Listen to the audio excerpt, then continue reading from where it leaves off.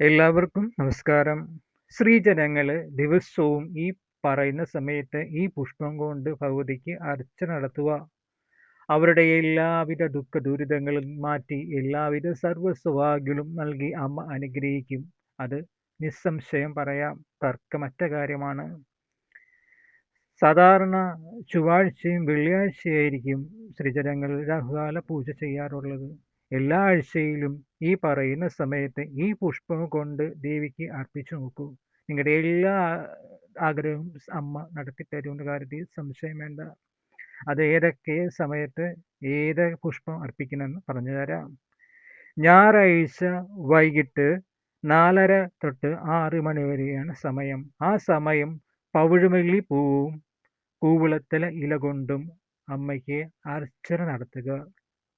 തിങ്കളാഴ്ച രാവിലെ 7:30 തൊട്ട് 9 മണി വരെയാണ് സമയം. ആ സമയത്ത് വെള്ള അരളിപ്പൂ കൊണ്ട് അമ്മയ്ക്ക് അർച്ചന നടത്തുക.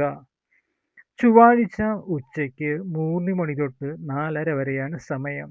ചുവന്ന അരളി, ചെന്താമര, ചെമ്പരത്തി പൂ, ഈ പൂക്കൾ കൊണ്ട് അമ്മയ്ക്ക് അർച്ചന നടത്തുക. ബുധനാഴ്ച ഉച്ചയ്ക്ക് 12 മണി തൊട്ട് 1:30 വരെയാണ് സമയം. ഈ സമയം തുളസി പൂ കൊണ്ട് അമ്മയ്ക്ക് അർച്ചന നടത്തുക. വ്യാഴാഴ്ച ഉച്ചയ്ക്ക് 1:30 തൊട്ട് 3 മണി വരെ സമയം. ആ സമയത്ത് ജമന്തി പൂ കൊണ്ട് അമ്മയ്ക്ക് അർച്ചന നടത്തുക. വെള്ളിയാഴ്ച രാവിലെ 10:30 തൊട്ട് 12 മണി വരെയാണ് സമയം. ആ സമയം വെള്ള അരളി, പിച്ചി, മുല്ല എന്നീ പൂക്കൾ കൊണ്ട് അമ്മയ്ക്ക് അർച്ചന നടത്തുക. ശനിയാഴ്ച രാവിലെ 9 മണി തൊട്ട് 10:30 വരെയാണ് സമയം. നീല ശംഖുപുഷ്പം കൊണ്ട് അമ്മയ്ക്ക് അർച്ചന നടത്തുക.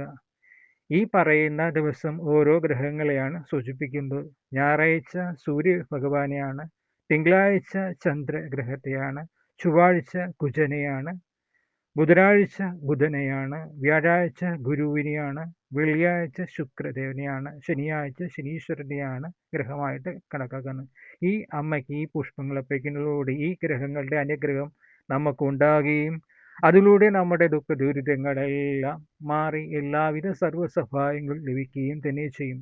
ഇതിലൂടെ നവഗ്രഹ പൂജ കൂടെയാണ് ചെയ്യുന്നത്. അതുകൊണ്ട് ഈ ഗ്രഹങ്ങളുടെ അനുഗ്രഹവും ദേവിയുടെ അനുഗ്രഹവും ഈ പൂജയിലൂടെ നമുക്ക് കിട്ടും. അതുകൊണ്ടാണ് നമ്മുടെ എല്ലാ ദുഃഖ ദുരിതങ്ങളും മാറി എല്ലാവിധ സർവ്വ സൗഭാഗ്യങ്ങളും ലഭിക്കുമെന്ന് പറയാൻ കാരണം. ഇത് എല്ലാവർക്കും ലഭിക്കുന്ന കാര്യമാണ്, എല്ലാവരും ചെയ്യുന്ന കാര്യമാണ്. അത് ഇവിടെ ഞാൻ പറയുന്നു. നിങ്ങളുടെ എല്ലാവിധ നന്മകൾക്കും വേണ്ടിയാണ് ഞാൻ ഇത് പറയുന്നത്. എല്ലാവരും ആത്മസമർപ്പണമായി ഇത് ചെയ്യുക. അവരുടെ എല്ലാ ദുഃഖ ദുരിതങ്ങളും അമ്മ മാറ്റുക തന്നെ ചെയ്യും.